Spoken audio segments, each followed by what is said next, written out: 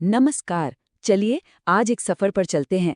एक ऐसा सफर जो हमें भारत की कहानी की बिल्कुल शुरुआत में उसकी जड़ों तक ले जाएगा।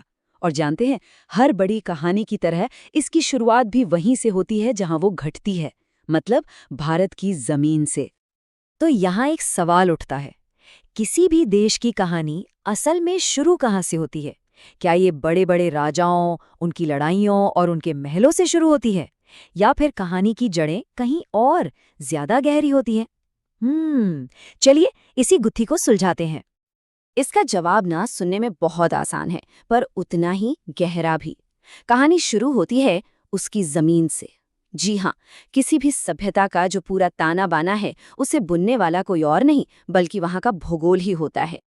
तो फिर भारत की जबरदस्त कहानी को समझने के लिए सबसे पहले उस स्टेज को समझना होगा जिस पर यह सारा ड्रामा हुआ।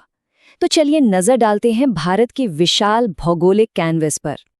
जरा सोचिए, भारत का ये जो भौगोलिक मंच है, ये किसी ग्रैंड थिएटर के सेट जैसा है। देखिए, उत्तर में हिमालय एक ऐसी दीवार की तरह खड़ा है जिसे पार करना नामुमकिन सा लगे। फिर उसके ठीक नीचे गंगा और दूसरी नदियों ने मिलकर उपजाऊ मैदानों का एक हरा भरा कालीन बिछा दिया है। और अगर दक्षिण की तरफ चलें तो वहां दक्कन का विशाल पठार है और साथ में समुद्र से लगे लंबे लंबे खूबसूरत तटीय मैदान। पर बात यह है कि ये सिर्फ जमीन के अलग अलग हिस्से नहीं थे। अरे इन्होंने तो मिलकर पूरी कहानी लिखी है।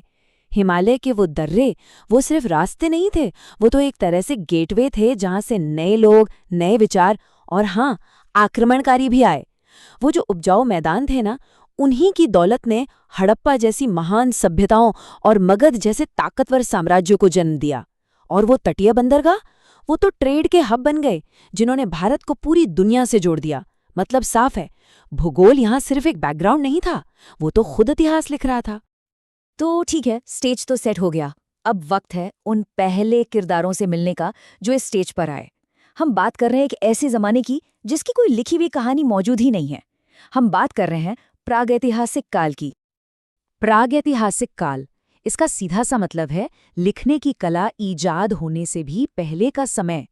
जरा सोचकर देखिए, इस दौर को समझने के लिए हमारे पास कोई किताब, कोई दस्तावेज नहीं है। हमारे पास जो सुराग हैं वो जमीन के नीचे दबे हैं। पुराने औजार, जानवरों और इंसानों की हड्डियां और गुफाओं की दीवारों पर बनी तस्वीरें। ये तो एक तरह की आर्कियोलॉजिकल जासूसी है। अब ये जो इतना लंबा वक्त है ना, इसे समझने के लिए इतिहासकारों ने इसे 3 हिस्सों में बांटा है। पहला, पुरापाषाण काल, मतलब ओल्ड स्टोन एज। दूसरा, मध्य पाषाण काल, जो एक बदलाव का दौर था। और तीसरा, नवपाषाण काल, वो दौर जिसने सच में सब कुछ बदल कर रख दिया। तो चलिए इस टाइम ट्रैवल में एक एक करके इन तीनों दौर से गुजरते हैं। हमारी कहानी की शुरुआत होती है पुरापाषाण और मध्यपाषाण काल से। ये दौर सिर्फ जिंदा रहने के संघर्ष का नहीं था, बल्कि ये कहानी है इंसान के अडेप्ट करने की, बदलते मौसम और माहौल के साथ खुद को ढालने की। उस दुनिया को एक बार इमेजिन कीजिए। पुरापाषाण काल का इंसान, वो पूरी तरह से नेचर पर डिपेंडेंट था। उसकी पूरी जिंदगी का बस एक ही मकसद था, शिकार करना और खाने पीने की चीजें इकट्ठा करना। आज इस जंगल में तो कल उस नदी के किनारे। एक खाना बदोश की जिंदगी जो हमेशा भोजन की तलाश में भटकता रहता था। अब इन दोनों युगों के बीच जो सबसे बड़ा फर्क था ना, वो उनके औजारों में दिखता है। पुरापाषाण काल के औजार देखिए, काफी भारी, बड़े और बेडौल थे। लेकिन मध्यपाषाण काल आते आते एक छोटी सी टेक्नोलॉजिकल क्रांति हो गई। औजार बहुत छोटे, नुकीले और बहुत काम के हो गए। इन्हें माइक्रोलिथ कहा जाता है। और यकीन मानिए, ये सिर्फ पत्थर के छोटे टुकड़े नहीं थे, ये इंसान के दिमाग में आई एक बहुत बड़ी छलांग का सबूत थे। तो सवाल यह है कि औजारों में ये बदलाव आया क्यों?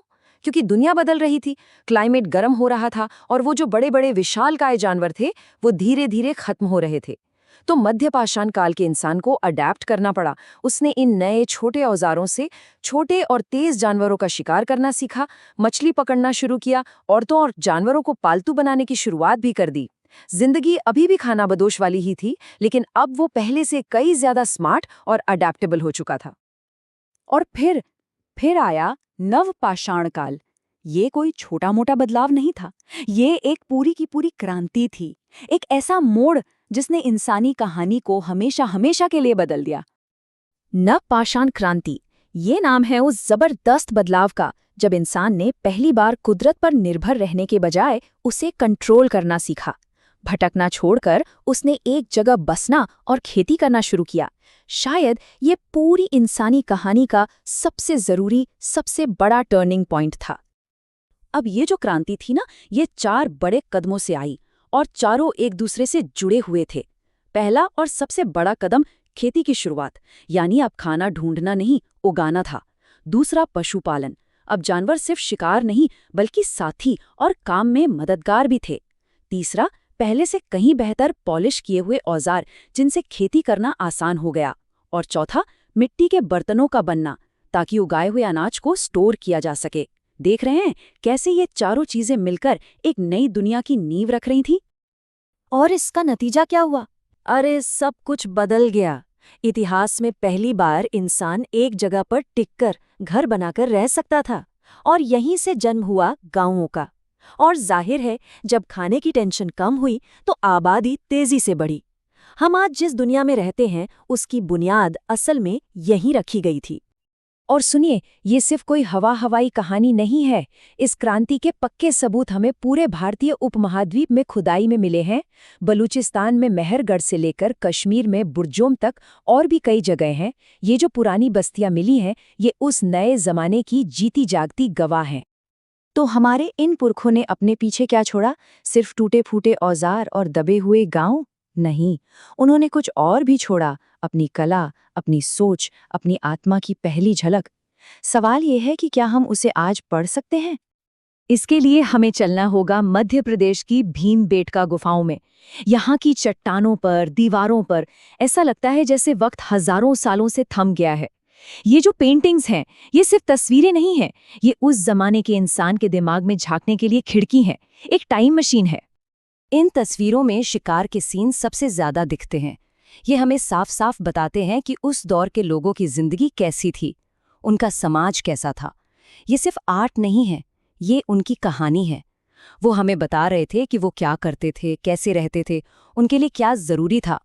ये बिना शब्दों के लिखा गया एक पूरा का पूरा ऐतिहासिक दस्तावेज है।